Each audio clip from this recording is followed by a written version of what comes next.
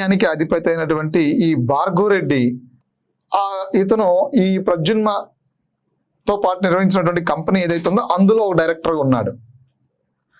ఆ డైరెక్టర్గా ఉండటంతో ఇప్పుడు లిక్కర్ స్కామ్ కు సంబంధించి జరుగుతున్నటువంటి సిట్ విచారణ ఏదైతే ఉందో ఈ సిట్ చేసినటువంటి విచారణలో ఈ సజ్జల భార్గవరెడ్డి, ఈ సజ్జల రామకృష్ణారెడ్డి కొడుకు ఎవరైతే ఉన్నారో అతను కూడా ఓ పాత్రే అని తెలిసింది.